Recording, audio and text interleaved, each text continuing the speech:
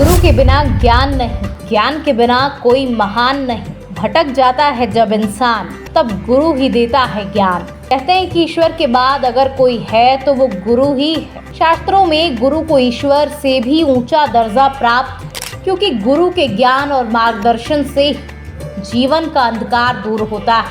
इसलिए हर किसी के जीवन में गुरु का होना बहुत ज़्यादा ज़रूरी है। हिंदू धर्म में गुरु पूर्णिमा सबसे महत्वपूर्ण त्योहारों में से एक है। ये त्यौहार आषाढ़ मास की पूर्णिमा तिथि को मनाया जाता है। गुरु पूर्णिमा का त्यौहार गुरु और शिष्य पवित्र संबंध का प्रतिबिंब होता है। गुरु पूर्णिमा को व्यास पूर्णिमा और वेद पूर्णिमा के नाम से भी जाना जाता है। इस दिन दान पुण्य का विशेष महत्व होता है। गुरु पूर्णिमा इस साल 2024 21 जुलाई रविवार के दिन, पूर्णिमा की तिथि 20 जुलाई को शाम 6 बजे से शुरू होकर 21 जुलाई 3:47 तक है। जिस तिथि को सूर्योदय होता है वो तिथि ही मान्य होती है। इसलिए 21 जुलाई को ही गुरु पूर्णिमा का पर्व मनाया जाएगा। गुरु पूर्णिमा व्रत भी 21 तारीख को ही रखा जाए। गुरु से होता है जीवन का अंधकार दूर। 21 जुलाई रविवार के दिन है गुरु पूर्णिमा। वेद व्यास जी को ज्ञान था चारों वेदों का। व्यास जी को ज्ञान था संस्कृत भाषा का। चलिए अब आपको बताते हैं कि गुरु पूर्णिमा क्यों मनाई जाती है। लगभग 3000 ईस्वी पूर्व आषाढ़ महीने की पूर्णिमा महाभारत के रचयिता वेद व्यास का जन्म हुआ था। वेद व्यास के बचपन की बात।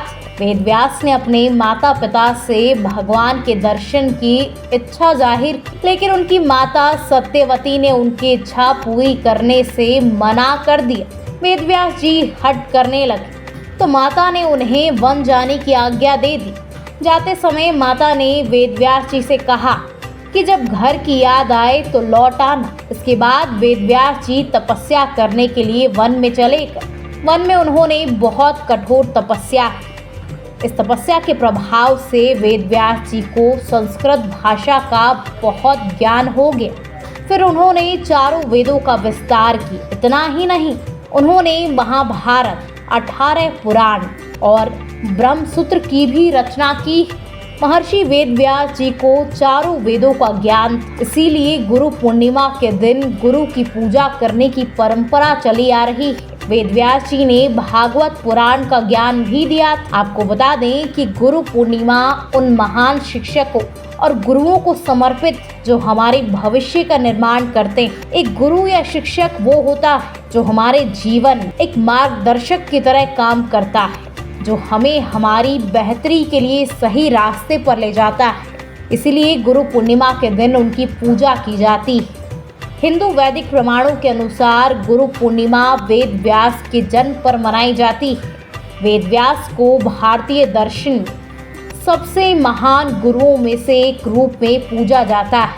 वो गुरु शिष्य परंपरा का प्रतीक ये भी माना जाता है कि उन्होंने गुरु पूर्णिमा के दिन ब्रह्मसूत्रों को भी पूरा किया था।